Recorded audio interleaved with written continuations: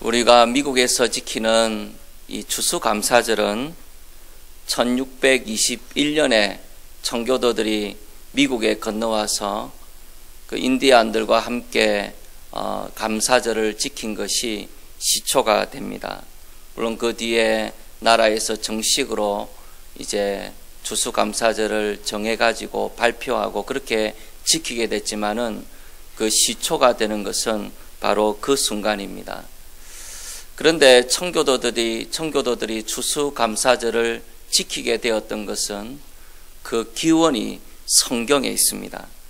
성경에 보면 하나님께서 이스라엘 백성들에게 명령을 주실 때에 1년에 3차례씩 모든 남자들은 성전에 나아가서 절기를 지키라고 했습니다. 굉장히 강력한 명령이에요. 남자들이 그때 굉장히 바쁠 수도 있지 않습니까? 또 집안에 중대한 일이 있을 수도 있고 또 심지어는 나라를 지킬 수도 있다는 겁니다. 그러나 어떤 상황과 형편에 있든지 간에 아무런 핑계를 댈 수가 없어요. 그 시간만 되면은 모든 남자들은 모든 일들을 중지하고 성전에 올라가서 하나님께 절기를 지켜야 했습니다. 1년에 3차례 그렇게 절기를 지키라고 하나님이 말씀하신 것입니다. 그 절기를 지키는 것이 이 추수감사절의 기원이라고 볼 수 있습니다. 하나님께서 왜 1년에 3차례씩이나 모든 남자들은 의무적으로 성전에 올라가서 절기를 지키라고 하셨는가? 왜 그렇게 강력한 명령을 이스라엘 백성들에게 주셨는가? 그것은 하나님께서 이 절기들을 통해서 우리에게 가르치고자 하는 것이 있다는 것입니다. 이스라엘 백성들의 신앙 가운데 이 부분은 너무나 중요한 부분이기 때문에 하나님이 특별히 강조하셔서 1년에 3차례씩 모든 남자들이 성전에 나와서 절기를 지킴으로써 이 진리를 자기의 삶에 녹여내어서 그 받은 진리로 인생을 살아가도록 하나님이 그렇게 계획하셨다는 것입니다. 이스라엘 백성들이 꼭 지켜야 되는 절기가 1년에 3차례 있는데 6월절 그리고 77절 그리고 초막절 이 3절기가 해당이 됩니다. 이번 6월절은 이스라엘 백성들이 애굽에서 종살이하게 되었을 때에 애굽 백성들에게 애굽 왕에게 하나님이 내 백성을 내보내라 그렇게 말씀하시는데도 듣지 않으니까 10가지 재앙을 내리셨지 않습니까? 그 마지막 재앙이 장자를 치는 재앙이었는데 그 재앙을 피해갈 수 있도록 하나님께서 양의 피를 좌우 문설주와 임방에 바르고 그 피를 보고 하나님이 넘어가시면서 6월절이라는 절기가 시작이 되게 된 것입니다. 근데 농사 짓는 것으로 본다면 이 6월절 절기는 보리추수와 밀접한 관련이 있습니다. 6월절 절기가 시작되었다라는 것은 곧 보리추수할 때가 임박하고 보리추수가 곧 시작된다는 것을 의미하기도 하는 것입니다. 그래서 6월절은 보리추수하고 밀접한 관련이 있습니다. 그 다음에 하나님께서 7질절을 지키게 하셨는데 이 7질절은 사실은 미래 수확과 큰 관련이 있습니다. 미래 추수가 끝나고 나면은 이제 7질절을 지키도록 하나님께서 그렇게 계획하셨다는 것입니다. 그 다음에 초막절을 지키게 되는데 이 초막절은 각종 야채와 과일들을 수확하고 난 다음에 지키는 절기가 초막절이 됩니다. 그러니까 1년에 모든 야채들과 또 모든 과일들을 거두면서 1년의 농사를 끝나게 될 때 그때 초막절을 지키게 됩니다.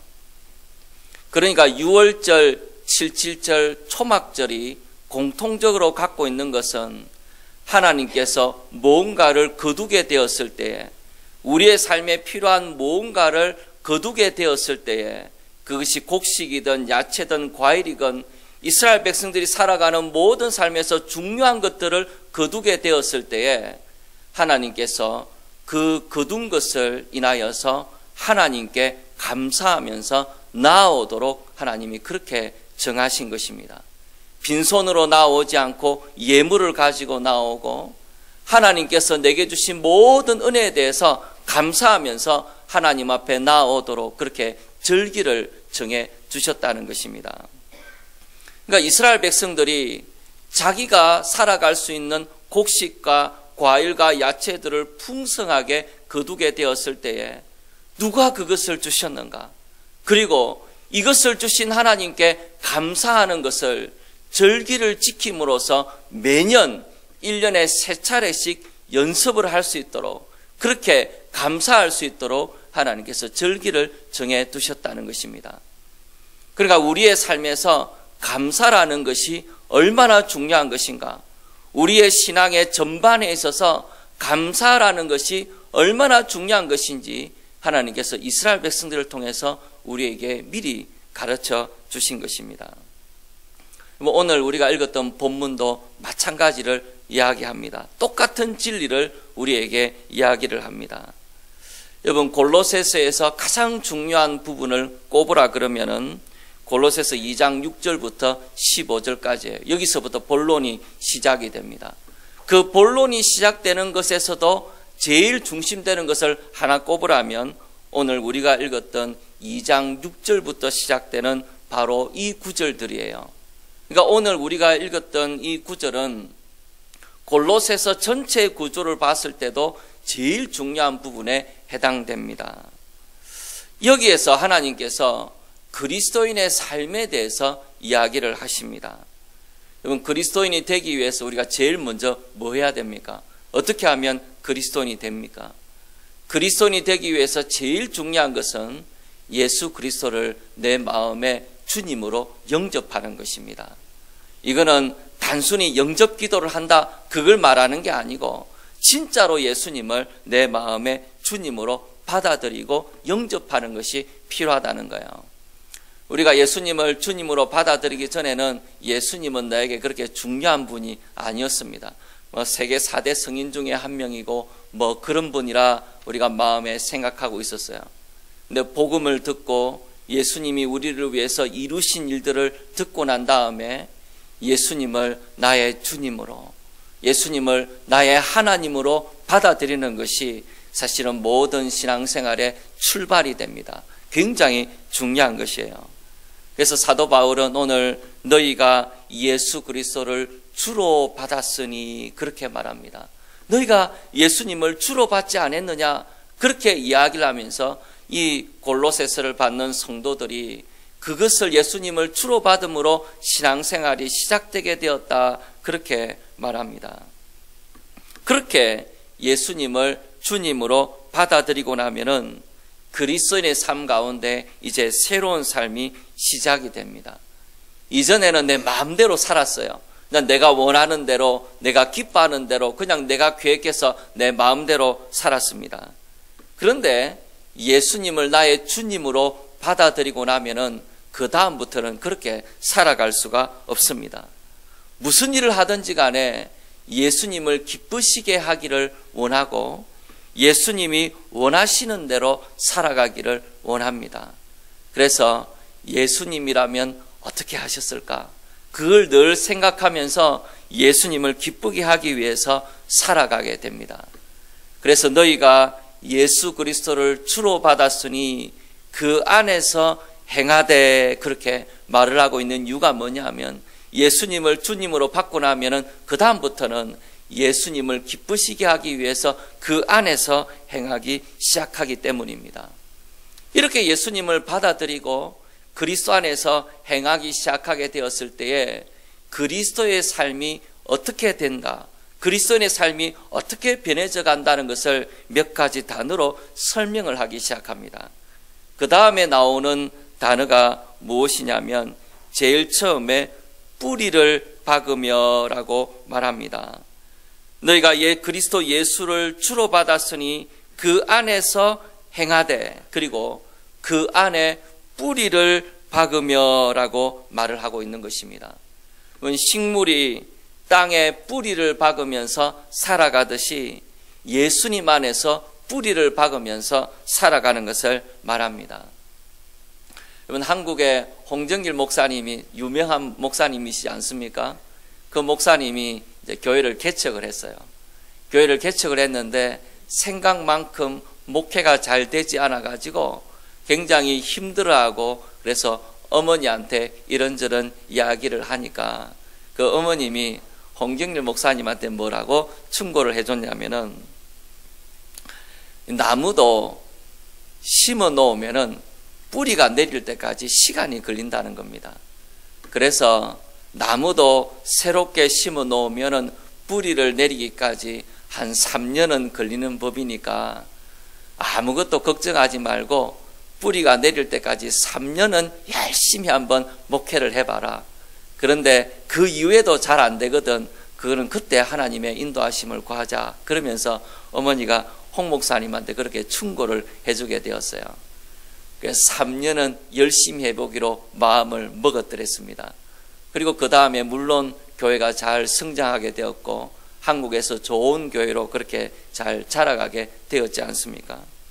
나무도 처음에 식물을 심으면은 뿌리가 내리기까지 시간이 걸리는 법입니다. 우리도 다른 교회에 다니다가 우리 교회로 옮겨오게 되었을 때에 이것이 내 교회다라고 생각이 들 때까지는 여러분 시간이 걸리지 않습니까? 옮기자마자 바로 그 다음부터 내 교회다 그런 생각이 잘 안 드는 거예요. 우리 교회다 그렇게 이야기하면 보통 전에 섬기던 교회를 한참 이야기하다가 세월이 지나고 난 다음에 우리 교회에서 시간이 지나고 신앙생활하면서 뿌리를 내리게 되면은 어느 날 시간이 지나면 이 교회가 내 교회구나라는 생각이 들면서 그때 이제 정착이 되는 거지 않습니까? 그렇게 자라려 그러면은 시간이 걸리기 마련인 거예요. 그런데 다른 교회 다니다가 우리 교회를 옮겨와도 시간이 걸리는 법인데 세상에서 살다가 예수님을 믿는다고 한번 생각해 보십시오. 세상의 뿌리를 받고 살았더랬어요. 세상에서 주는 것을 먹고 세상의 기쁨과 세상의 야망을 구하면서 그렇게 인생을 살아가다가 어느 날 예수님을 주로 영접하게 되고 예수님을 마음에 받아들이게 되어서 이제 신앙생활을 해봐야 되겠다 그렇게 마음을 먹게 된 겁니다. 그러면 시간이 걸리지 않겠습니까? 세상의 뿌리를 받고 살다가 예수님에게 뿌리를 받고 살려고 하면은 예수님이 주시는 것으로 살고 예수님께 감사하고 기도하기 시작하는 그런 삶을 살라 그러면은 시간이 걸리기 마련인 것입니다. 그래서 예수님을 너희가 주로 받았으면은 그 안에서 행하고 그리고 그 안에서 뿌리를 박아라. 예수 그리스도 안에서 뿌리가 충분히 내려갈 수 있도록 그리스도 안에서 식물이 뿌리가 내리도록 내 삶도 그렇게 뿌리가 잡히도록 터가 잡히도록 그렇게 그리스도 안에서 행하라 그렇게 말을 합니다. 인내하고 좀 기다려야 돼요. 그게 그렇게 금방 되는 게 아닙니다. 신앙이라는 게 어느 순간에 금방 내가 하나님 믿는 사람처럼 생각이 바뀌고 그리 되는 게 아니에요. 시간이 걸리고 그렇게 자라갈 필요가 있는 것입니다. 그래서 그리스도 안에 뿌리를 내리는 그런 시간이 필요한 것입니다. 근데 이렇게 뿌리를 내리게 되었을 때에 참 중요한 게 뭐냐 하면은 지주대를 세워주면은 뿌리가 잘 내립니다. 그러면 식물을 제가 잘 길러보지는 않았지만은 식물을 처음 심고 나면은 그름을 주면 잘 안 된다 그러더라고요. 왜냐하면 뿌리가 충분히 내리지 못했기 때문에 그름을 주게 되면은 그 그름이 독성이 생기고 가스가 생겨서 오히려 뿌리에 안 좋을 수가 있다 그래요. 그래서 조금 기다렸다가 그렇게 뿌리가 조금 자랄 수 있도록 시간을 주고 그 다음에 그름도 주고 그렇게 한다고 들었습니다. 그렇게 자라가게 되었을 때에 이 지주대를 세워주게 되면은 이 뿌리를 잘 내리고 그렇게 살아간다라는 거야. 그러니까 그리스도 안에서 뿌리를 박을 수 있도록 주위에 있는 그리스도인들이 잘 도와주는 것이 얼마나 중요한지 모릅니다. 그렇게 뿌리를 내리기 시작하면서 신앙생활이 시작이 되게 되는 거예요. 그 다음에 이 뿌리를 내리고 나면은 두 번째로 세움을 입어라 그렇게 말합니다. 그것은 무슨 말이냐면은 건물을 세우는 것을 말하는 거예요.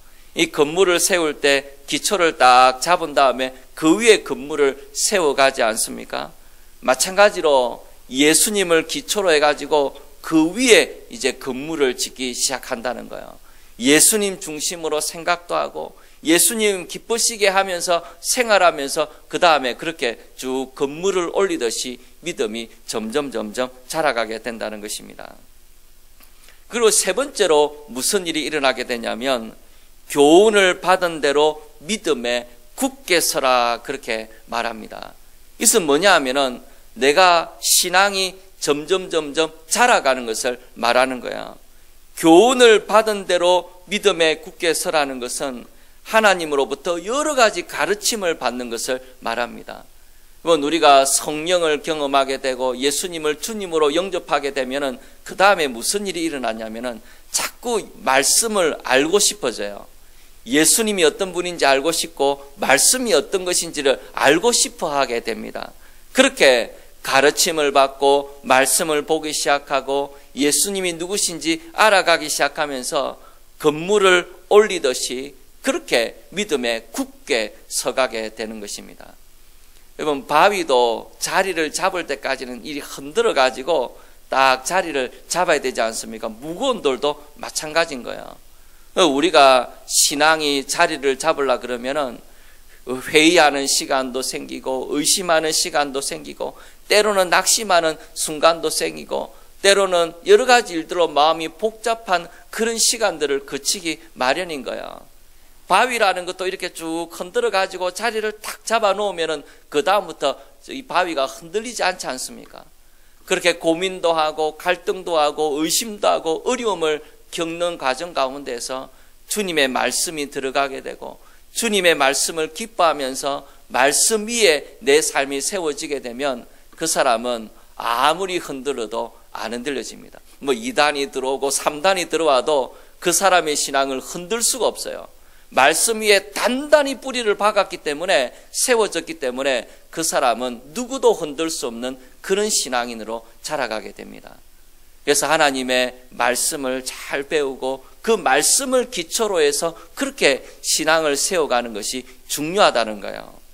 그렇게 신앙이 자리를 잡고 흔들리지 않는 신앙이 되었을 때 그러면 그 사람의 신앙의 모습은 어떤 모습인가?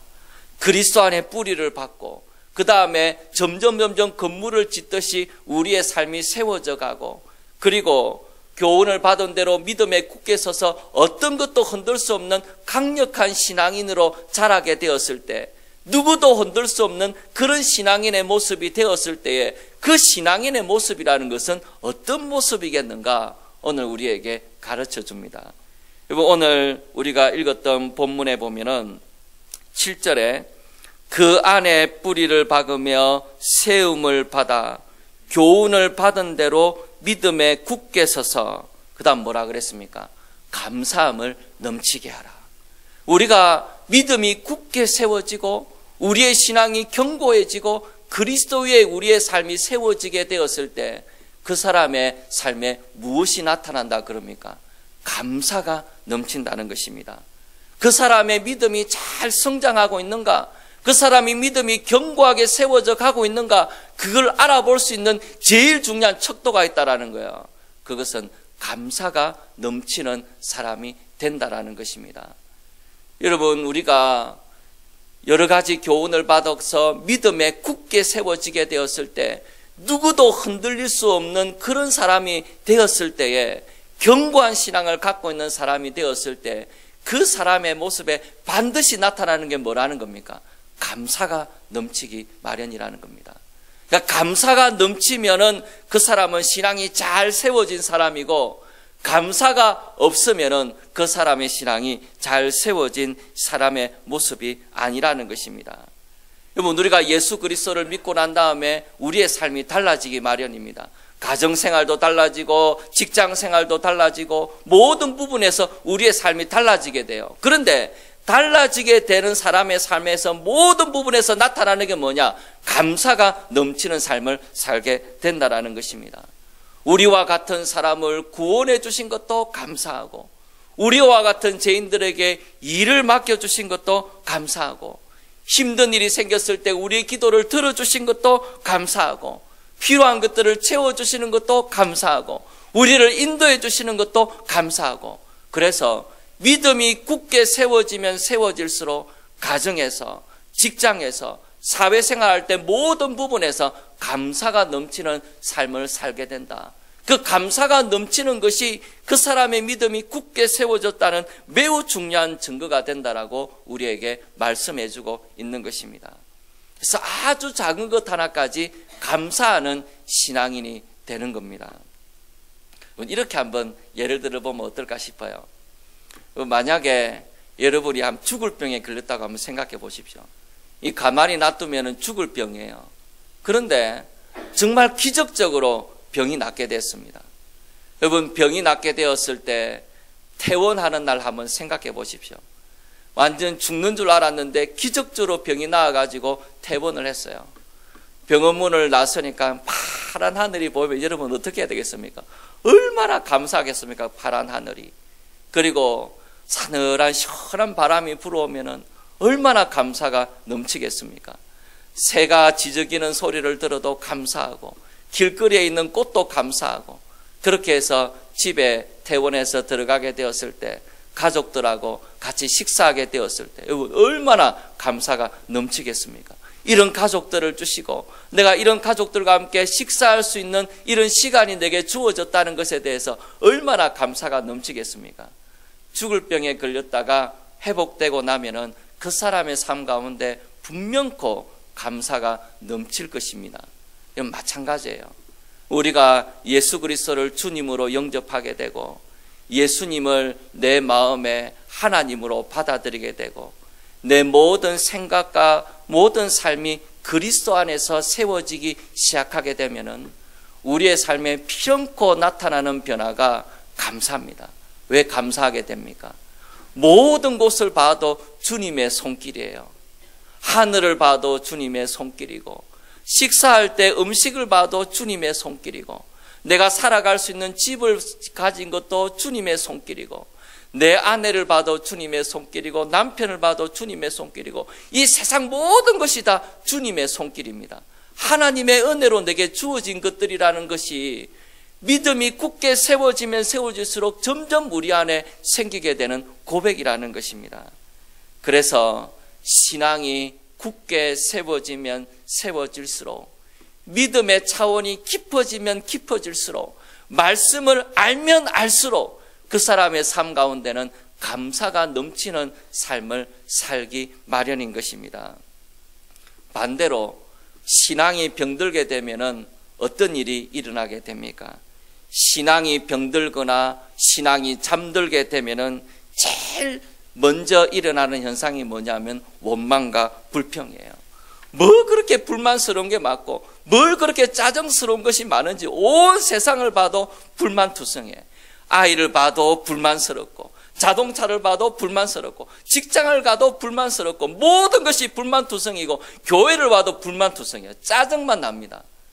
그래서 우리의 삶에 원망과 불평이 계속해서 번져나가고 있다는 것은 내 신앙이 병들었거나 내 신앙이 잠들어 있다는 매우 중요한 증거가 되는 것입니다. 그래서 원망과 불평이 많아지게 되었을 때는 어떤 경우에는 근본적인 문제가 좀 해결이 될 필요도 있어요. 그렇지만은 원망과 불평하는 것의 근본적인 이유는 하나님에 대한 믿음입니다. 하나님의 눈으로 그걸 보지를 못하는 거예요. 하나님의 손길을 거기서 보지 못하는 것입니다. 그것이 원망과 불평의 제일 중요한 이유가 됩니다. 여러분, 이스라엘 백성들이 광야에 있으면서 얼마나 원망과 불평을 많이 했어요. 목이 마르다고 불평하고, 만나를 계속 먹으니까 지겹다고 불평하고, 나중에 고기가 먹고 싶다고 불평하고, 하나님이 주신 약속의 땅을 보니까 너무 강력한 민족들이 살고 있다고 원망과 불평하고, 모든 것이 원망과 불평 투성이었다는 겁니다. 여러분, 우리가 생각할 때 어찌 그리 이스라엘 백성들은 원망과 불평하고 있는가 그런 생각이 들지도 몰라요. 근데 여러분, 이스라엘 백성들이 특별히 나빠서 원망과 불평한 게 아닙니다. 우리도 광야에 갖다 놓으면 똑같을 거예요. 여러분, 광야에서 한 사흘만 지내보십시오. 목이 말라가지고 가축들이 힘들어하고 아이들이 힘들어하게 될 때 여러분 원망과 불평이 안 나오겠습니까? 만나야 처음에는 감사하겠죠. 근데 매일 아침, 점심, 저녁 만나만 먹었다고 한번 생각해 보십시오. 그 만나가 늘 그렇게 감사하기가 어렵지 않겠습니까? 그래서 이스라엘 백성들이 원망과 불평을 했던 것은 그들이 특별히 악한 민족이기 때문에, 감사할 줄 모르는 민족이기 때문에 그런 것이 아니라 그들의 삶 가운데 원망과 불평할 수 있는 충분한 이유들이 있었다는 것입니다. 그들의 만나를 볼 때, 그들이 목말라 있을 때 원망과 불평하는 것은 어쩌면 당연한 일이었는지도 모릅니다. 그런데 그들은 무엇을 보지를 못했습니까? 하나님이 구름 기둥과 불 기둥으로 자기들을 인도해 주시는 것을 보지를 못했습니다. 아침마다 만나가 내린다는 것이 얼마나 놀라운 기적인지를 보지를 못했습니다. 목이 말랐을 때 하나님께서 반석에서 물을 내게 하시는 것이 얼마나 놀라운 은혜인지를 그들은 보지를 못했던 것입니다. 그래서 그들은 원망과 불평을 할 수 있는 충분한 이유가 있었는지 모릅니다. 누가 들어봐도 우리가 그 자리에 있다 하더라도 원망과 불평했을 거예요. 그렇지만은 그들이 보지 못한 것이 하나님의 손길이 그들과 함께 있다라는 것을 보지 못했기 때문에 그들은 원망과 불평하면서 살게 되었다는 것입니다.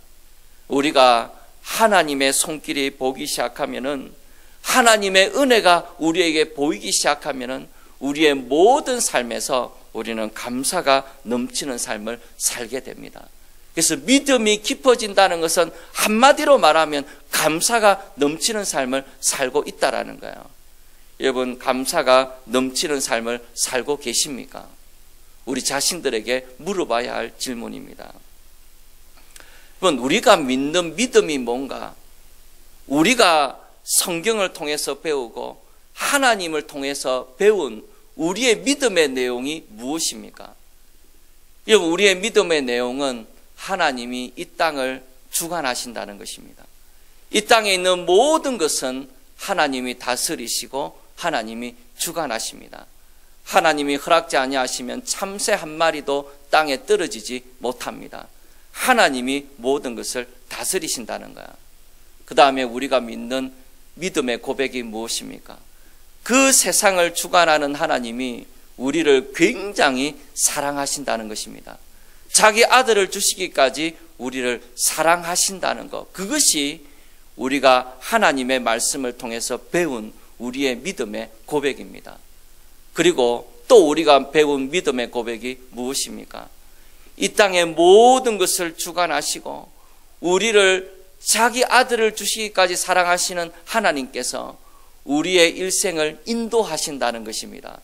어디까지 인도하십니까? 하나님의 나라에 이를 때까지 우리를 인도하신다는 것이 우리가 가지고 있는 믿음의 내용입니다. 교회 다니는 사람 어느 누구한테 물어봐도 이 세 가지는 다 동의할 거예요. 그런데 하나님이 우리를 모든 것, 이 땅의 모든 것을 주관하시고 하나님이 자기 아들을 주시기까지 우리를 깊이 사랑하시고 천국에 이를 때까지 우리의 일생을 인도하시는데 우리가 감사하지 못할 이유가 무엇이 있습니까? 어떤 일이 생긴다 하더라도 하나님께 감사하며 살지 않겠습니까? 왜 감사하며 삽니까? 하나님의 손길이 거기에 있기 때문입니다. 눈에 보이지 않아도 내 삶에 느껴지지 아니한다 하더라도 우리를 인도하시는 하나님의 손길이 거기 있다라는 것입니다.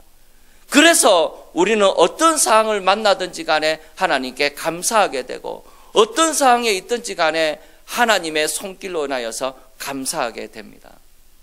그럼 가정에 들어가게 되면은 내 남편 얼마나 미울 때가 많은지 몰라요. 그렇지 않습니까? 그런데 그렇다 하더라도 하나님께 감사하게 돼요. 그게 하나님의 손길이 있기 때문입니다. 하나님이 내게 주신 남편이고 하나님이 내게 주신 아내라는 거예요. 우리 애들을 봐도 애들 보면 못마땅한 것도 많이 있지만 그래도 감사한 게 뭡니까? 하나님이 내게 주신 자녀라는 것입니다. 직장에 가도 정말 짜증나고 불평스러운 것 투성이지만 어떻게 합니까? 하나님이 내게 주신 것이기 때문에 감사하면서 직장에 다니고, 그리고 교회에 와서도 때로는 어려운 일도 있고 마음이 불편할 때도 있지만은 하나님의 손길이 거기 있기 때문에 늘 감사하며 살아가게 되지 않습니까? 그래서 우리가 신앙이 자란다는 것은 그 모든 삶의 영역에서 감사하지 못할 때라도 하나님께 감사하게 되는 것이 우리의 믿음이 자라가는 가장 중요한 증거가 되는 거예요. 매튜 헨리라는 성경 주석학자가 있습니다. 이 경건하고 아주 총명한 분이에요. 그래서 좋은 주석들을 많이 남겼습니다. 이분이 어느 날 강도를 만났어요. 이 강도를 만나고 난 다음에 집에 와가지고 자기의 일기에다가 4가지 감사를 적었습니다. 그 감사의 내용이 뭐냐면은 그동안 강도를 안 만난 것을 감사하는 거예요. 처음 만난 겁니다. 그러니까 그동안 강도를 만나지 않도록 지켜주셔서 감사하고, 그 다음에 그들이 내 지갑을 빼앗아 갔지만은 내 생명을 빼앗아 가지 않아서 감사하고, 3번째는 그들이 내가 가진 것을 다 빼앗아 갔지만 별로 많이 안 빼앗겨서 감사하고, 4번째는 오늘 저녁에 내가 강도가 아니고 강도를 만난 사람이 되어서 감사하다. 그래서 4가지 감사를 자기의 일기에다가 적었더랬어요. 여러분, 이것이 우리의 삶에서 감사하면서 살아가는 삶입니다. 여러분, 불평할 것이 없다라는 것이 아니에요. 그렇지만은 모든 삶에서 하나님의 손길을 보고 하나님이 우리를 인도해 가시는 것을 믿기 때문에 우리는 모든 일에 감사하기로 작정하는 것입니다. 오늘부터 삶을 바꾸려 하지 말고, 세계를 바꾸려 하지 말고 오늘부터 감사하는 말을 하기를 시작하십시오. 뭐든지 감사가 주어지는 곳에 변화가 있기 마련입니다. 가정도 감사하면 변화가 생기고, 남편도 감사하면 그 감사대로 남편이 변하고, 아내도 감사하면 그 감사대로 아내가 변하고, 자식들도 감사하면 그 감사대로 자식들이 변하기 마련이에요. 우리의 삶을 모든 것을 바꾸는 그 시작은 감사합니다. 그래서 오늘부터 감사하기로 마음에 작정하고, 그래서 하나님을 향하여, 성도들을 향하여, 내 자신을 향하여서, 가족들을 향하여서 감사하기 시작하는 그런 우리 모두가 되기를 원합니다. 우리 기도드리겠습니다.